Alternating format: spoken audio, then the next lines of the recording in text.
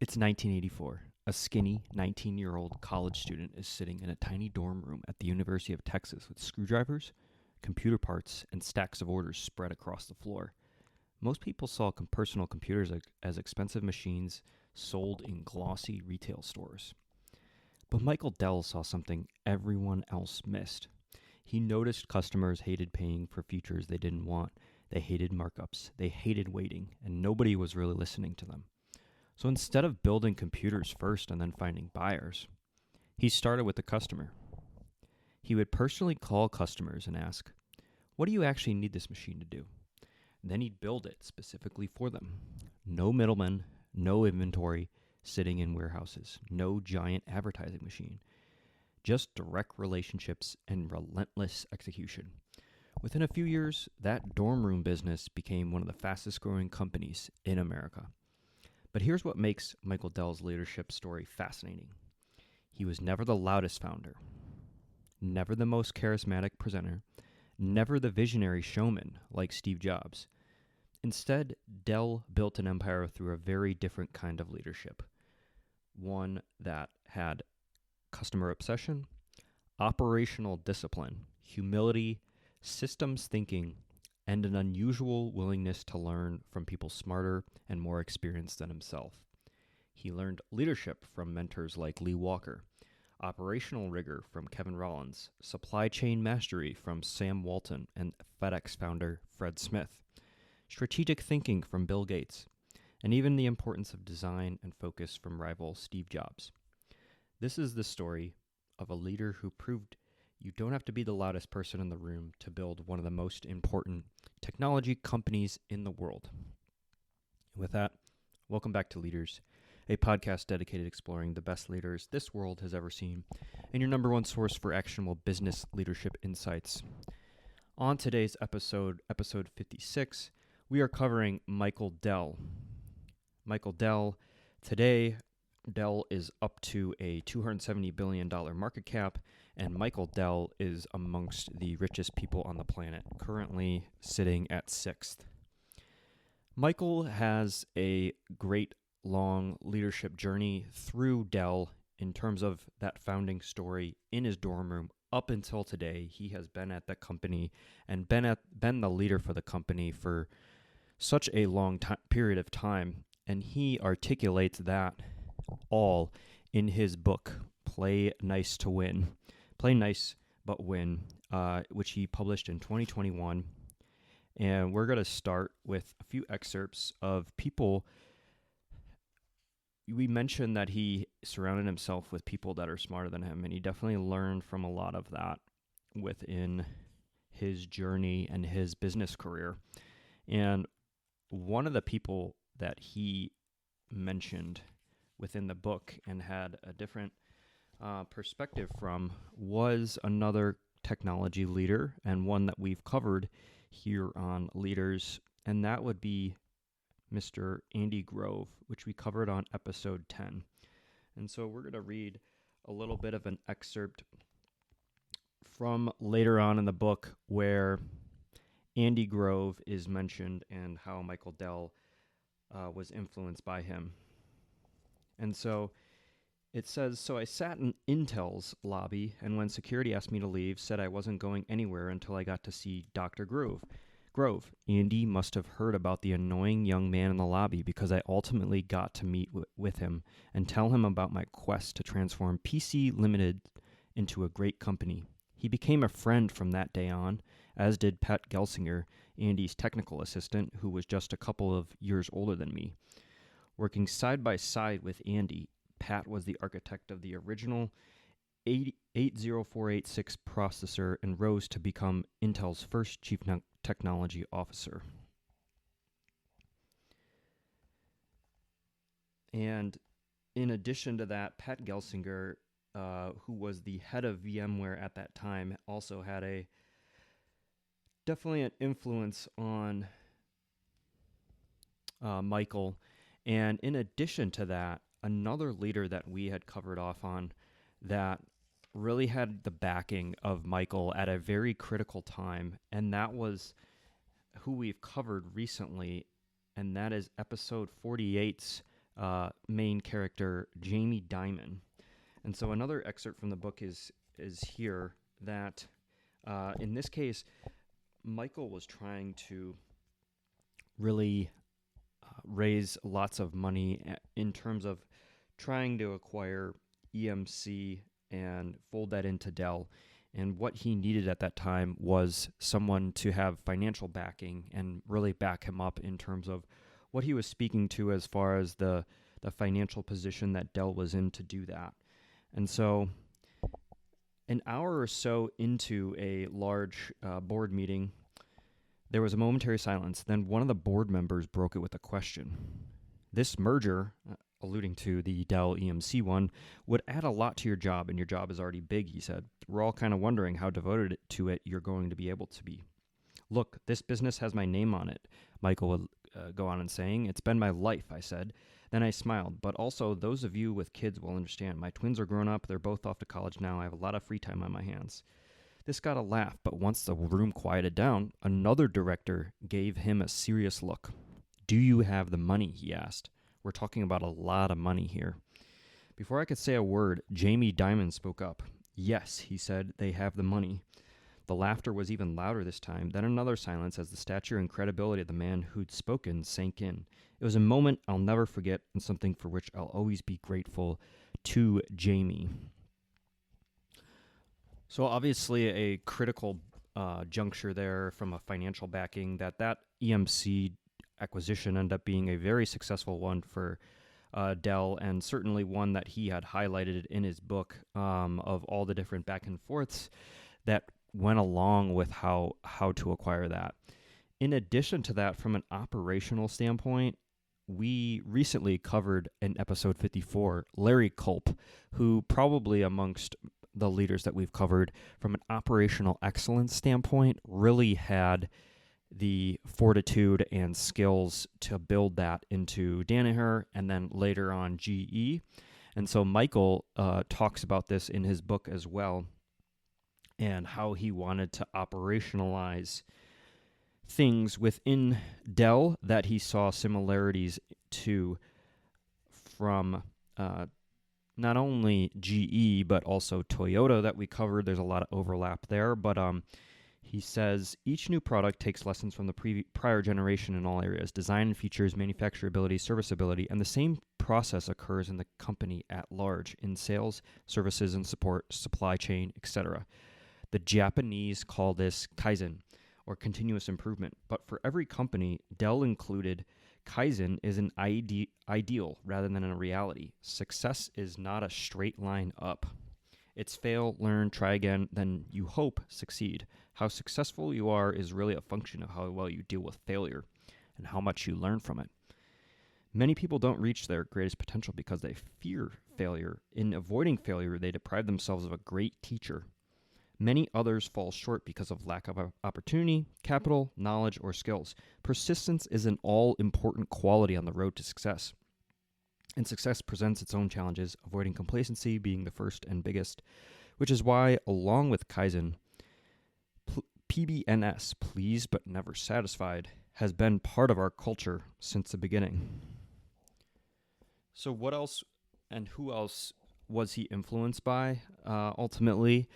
From a people standpoint, another person was Charles Schwab, another financier. Dell admired his customer-first disruption, so Schwab would transform stock brokerage by lowering cost and making investing more accessible.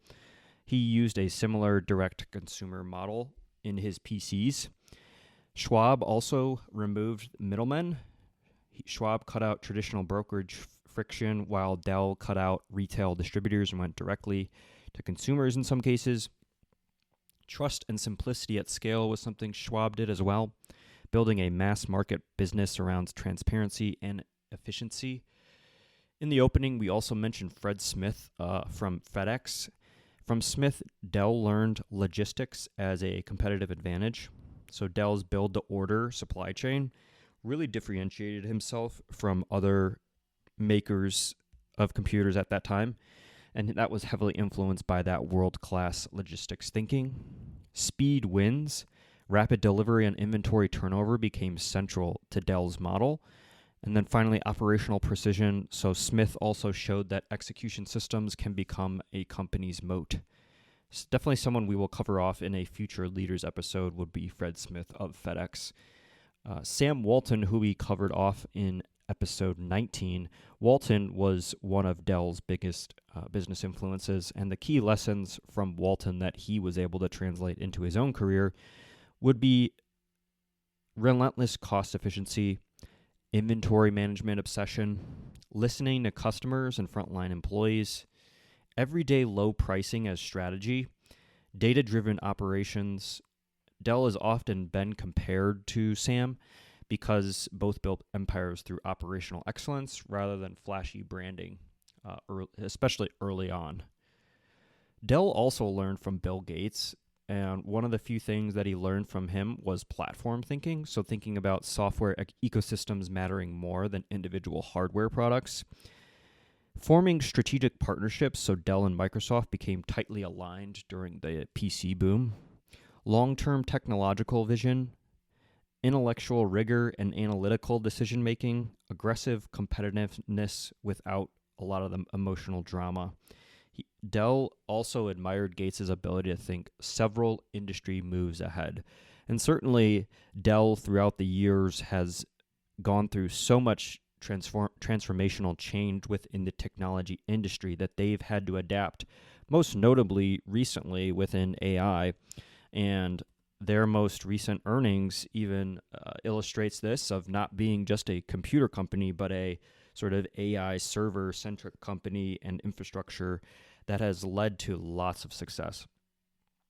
In addition to that, episode 2, we covered Steve Jobs, and Jobs represented almost the opposite sort of philosophy from Dell in many ways, but also Michael learned a lot of important lessons through Steve. One being design and user experience matter deeply. Brand emotion can be as powerful as the price or performance of a product. Focus and simplicity within the work. Innovation requires saying no to many things. Integrated ecosystems create loyalty. And Dell later acknowledged that Apple's resurgence under Steve Jobs proved consumers would pay premiums for superior experiences, not just technical specs. In addition to that, one of his first key leaders that he brings on is a more experienced veteran of the industry, and that was Lee Walker early on. Early on, from Michael, who formed a company when he was still in college, he needed someone to help him through some of those early years, and Lee really was that person that was critical for Dell having success during that time. And so the biggest lessons that he got from working with Lee seem to have been, first, how to scale a company beyond the founder's instincts. Dell was a brilliant young entrepreneur, but Lee really brought the experience operationally and managerially to have discipline. Walker helped Dell understand the finance of the business, organizational structure, delegation, and how different parts of a business fit together.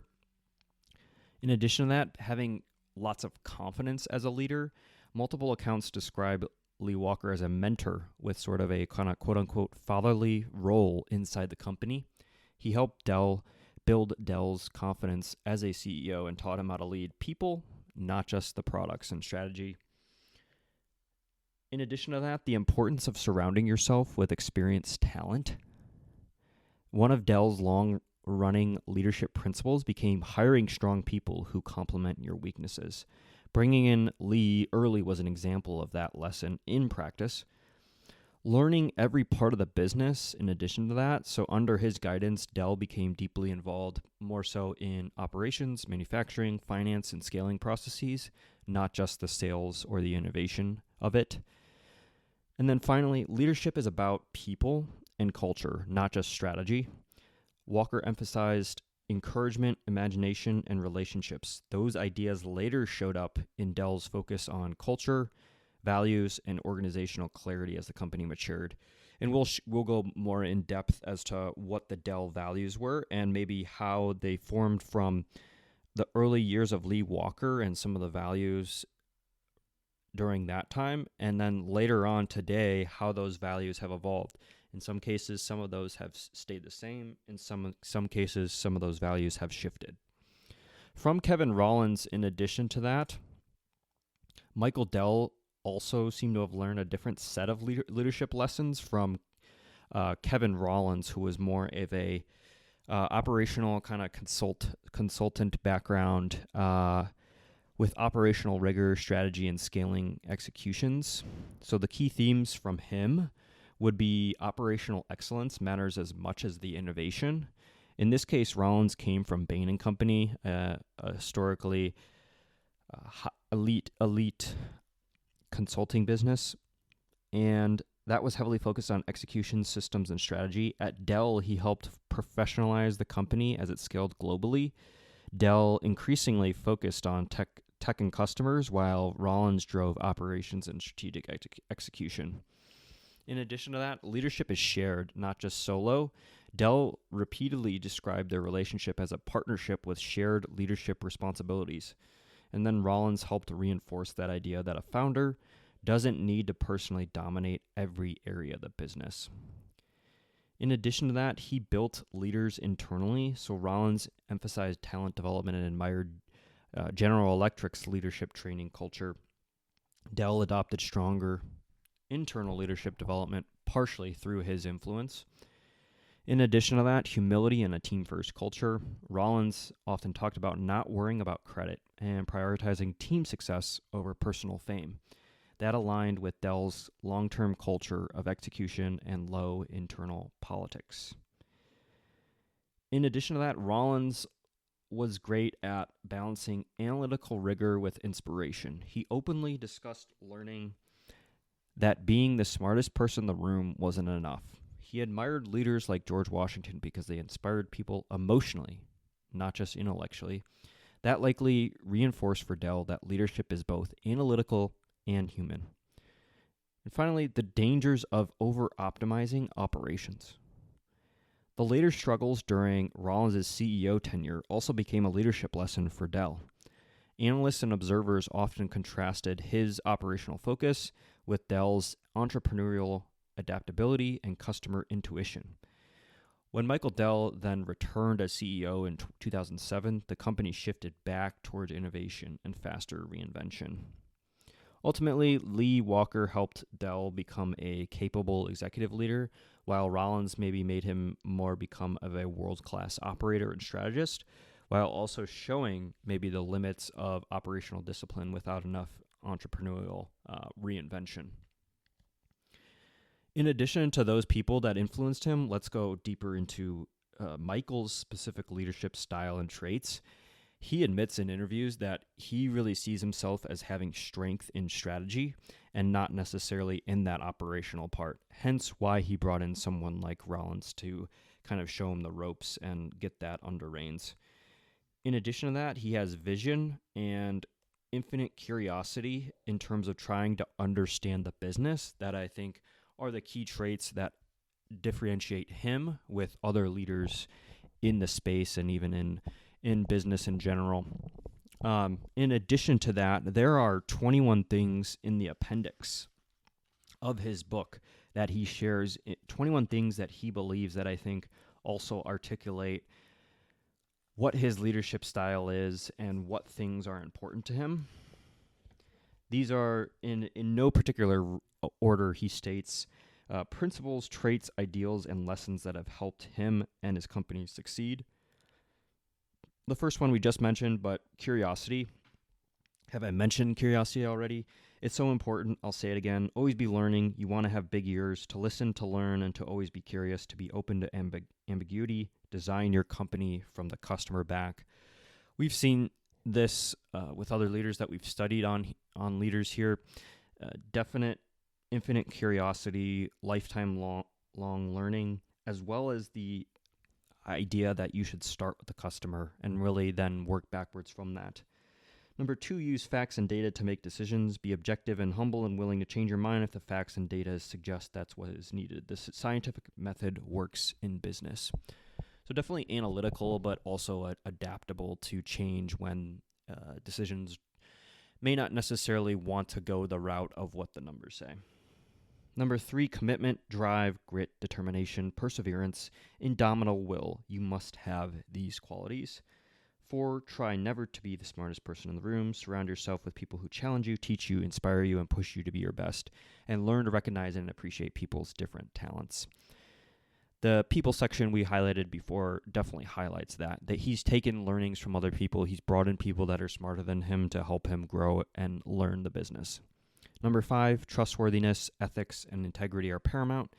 You can't be successful over time without these values. Markets are long-term efficient. If I make a commitment and don't meet it, or if I deliver a bad product or service, no one will want to buy from me again. Number 6, the rate of change is only increasing. It will not slow down in the future. That's definitely true of specifically today, and definitely Dell is adapting to that. Number 7, to go along with that, you must change or die. These are only the quick and the dead. There are only the quick and the dead. Organizations need to constantly reimagine themselves, understanding and anticipating all the factors, including and especially technology that will impact them in the future. 8, ideas are a commodity. Execution of them is not. Coming up with a great idea or strategy is necessary but not sufficient for success. You must execute. This requires detailed operational discipline and understanding. Number 9, teams win championships, not players. Always put the team ahead of the player. 10, life is about taking a punch, falling down, getting back up, and fighting again. And he alludes to number 3 there, the commitment, drive, grit, determination, persistence. The excerpt we read before, too, alluding to the idea of embracing failure and learning from that. Number 11, never let a good crisis go to waste, and if there is no crisis, create one as a way of motivating change and progress. During a crisis or any other time, focus on what you can control. Crises often create new opportunities. Instead of wallowing in your problems, find the opportunity. Certainly, being a company that has lasted 40, 50 years in time, they've gone through a series of crises that they've been able to easily, not easily, but navigate well. Number 12, don't be a victim ever. Victimhood is a losing mindset. Self-determination requires focusing on what you can control and drive forward. 13, confidence, not arrogance. Humility, not ego. Number 14, everybody gets angry, but don't stay angry. Angry is counterproductive. Instead, be motivated by a desire to help others and love, family, country, compassion, and mastery. Be, as we like to say at Dell, pleased but never satisfied. This means improving continuously, what we alluded to before. The Japanese call it kaizen. It means being in a race with no finish line. Celebrate and appreciate achievements, but always look ahead to the next goal or opportunity. Number 16, success is a horrible teacher. See numbers 3 and 10. Setbacks and failures make you stronger over time if you let yourself learn from them. 17, be willing to take risks, experiment, and test things. As the rate of change increases, small experience will build a path to success. Number 18, he says, see number 13, which is the confidence over arrogance, humility over ego, humility, openness, fairness, and authenticity. Number 19, have respect for others and treat them as you want to be treated. 20, optimism. Obviously, finding ways to grow optimism in yourself will make you much happier. And finally, the 21st, one that he believes, find purpose and passion in your life by being part of something greater than yourself. So those things that he believes in, I think, help guide a lot of his leadership principles and style. If we can distill it down maybe to like 7 principles of leadership, I think it starts with, in this case, number 1, being relationships with the customer. For Dell, the customer relationships are the center of the strategy, not just a department. He built Dell's entire original business model around direct interaction with customers, selling PCs directly instead of through retailers, listening constantly to feedback, customizing products to customer needs, shortening the distance between user and company. He believed companies fail when they became too internally focused instead of externally focused. In leadership, he spends time with the customers directly as a part of that. The feedback loops are fast within Dell. Problems are surfaced early. Trust matters more than short-term margin. The customer tells you where the market's going. Number 2, drive, what he looks for in his employees. He consistently values people that have internal motivation, curiosity, competitiveness, ownership mentality, and a bias towards action. He tends to prefer people that have the idea of solving problems independently, being energized by difficult challenges, people who keep improving systems, people who move fast without needing constant direction. At Dell, drive is not just work about putting in time and working long hours. It meant intensity, resilience, accountability, and continuous learning.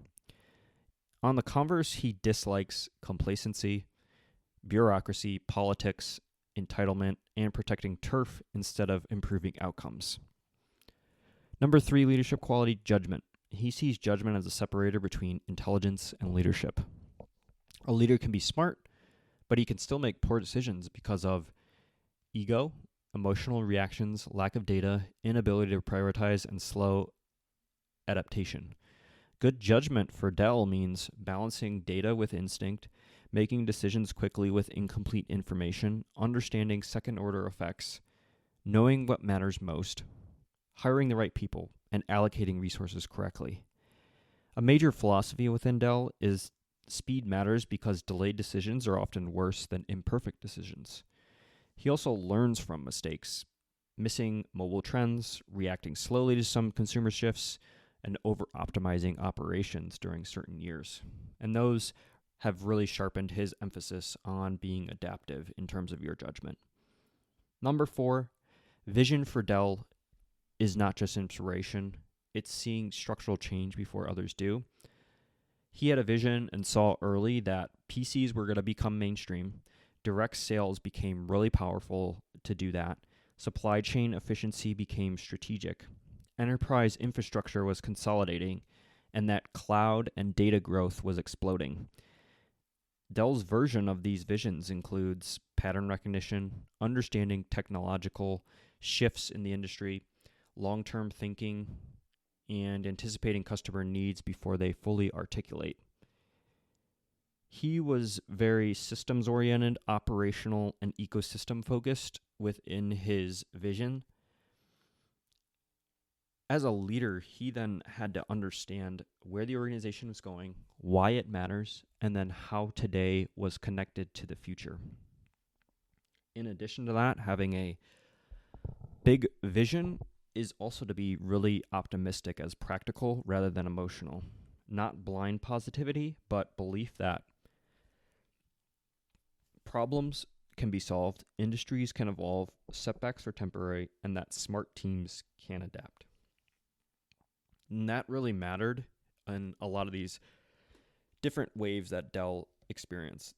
The dot-com crash, the intense PC competition, activist investor battles, taking Dell private, and then massive acquisitions like we had with EMC. Why optimism matters from his leadership standpoint: teams borrow emotional energy from their leaders.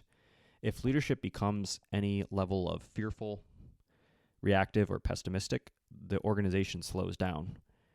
Dell is really known as being calm, rational, and forward-looking optimist.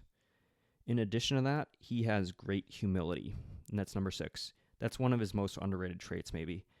Despite enormous success, he's often brought in experienced operators early, admitted mistakes publicly when making them, evolved his thinking, listened to experts, and avoided founder worship culture.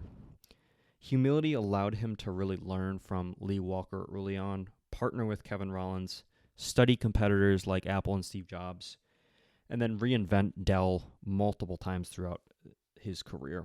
Humility in practice also for him is willingness to change, willingness to listen, low ego in meetings and operationally, accepting when others know more, and focusing on truth over status. Number 7, selflessness and alignment on common goals.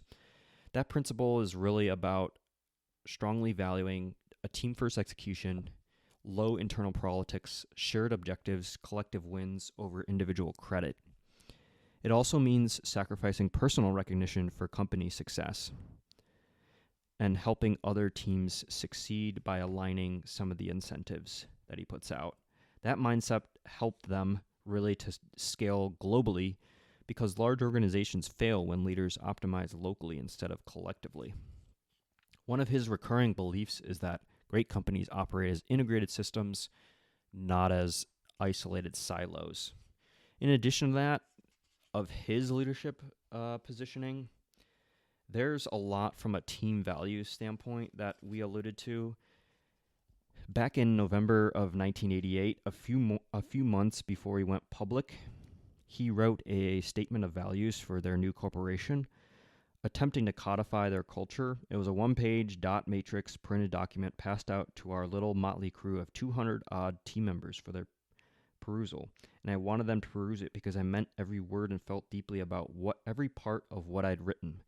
So the headlines that he has within, when he first formulates this out in 1988, are four key statements. Number one, provide high quality products and excellent customer service, the business.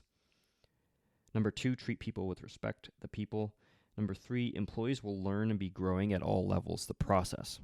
And number four, be the best at everything we do, the standard. Going more from number one, Dell Computer Corporation's mission is to provide high-quality computers directly to end users with a high level of customer service. We are committed to being very responsive to our customers. Our one-on-one relationship with our customers is key to our success because it provides the framework under which we respond to the ever-changing needs of the customer. The company will strive to satisfy the legitimate claims of all parties that have a stake in the business: customers, employees, suppliers, special interest groups, communities, and shareholders. Number two, treat people with respect. The company will encourage and reward initiative, teamwork, responsibility, and excellence among employees. We will provide high-quality products with responsive and courteous service at a good value. We will always observe the highest legal and ethical standards in all dealings. People are the greatest asset of the company. We will provide an environment that attracts, motivates, and retains the best people in our industry. Employees will participate in decisions that affect their own work and receive the rewards that come as a result of their efforts. We will always reward superior performance. Number three, learning always. Flexibility, change, and responsiveness are the key characteristics that the organization will embody to succeed forever. We should always maintain a learning attitude in which we constantly anticipate and understand changes in the competitive environment and create strategies that will capitalize on new opportunities. We will apply what we have learned and always challenge the assumptions that the business operates under. A manager will empower others and remove the obstacles that prevent others from being fully productive. 4 is short and sweet, but the company will be the best at everything we do. So that was again written in 1988. In addition to that, he publishes some new value statements later on that are written more so in the early 2000s. So they called it the soul of Dell. Meanwhile, our new value statement was coming together. In November and December, a document began taking shape in our regional forums. In January 2002, we distributed it to regional executives for that review. And later that month, during our Global Executive Management Committee meeting in Austin, we made final revisions to this declaration of values. They called it the soul of Dell. It was designed for in-house use, but we noted we'd be proud for the world to see any part of it. The statement, in this case, before it was 4 values, now it was 5 that were pretty succinct. And I think these, again, articulate the leadership values and the things that he believes in really well to wrap this up. So number 1, customers. We believe in creating loyal customers by providing a superior experience at a great value. Number 2, the Dell team. We believe our continued success lies in teamwork and the ability each team member has to learn, develop, and grow. Number 3, direct relationships. We believe in being direct in all we do. Number 4, global corporate citizenship. We believe in participating responsibly in the global marketplace. And 5, similar to the last value in the 1988 one, winning. We have a passion for winning in everything we do. It evolved naturally from that 1988 value statement, he says. when they were really just getting started as a player. By 2002, they had proved themselves more and globally, but still wanted to reassert some of their basic values and talk about some of the new ones. And he talks through some of the key differences. In 1988, he described the mission as providing high-quality computers directly to end users with a high level of customer service. In 2002, they spoke of providing the best products and services featuring the highest quality and most relevant technology. Products became plural, and services were a world away from just plain service.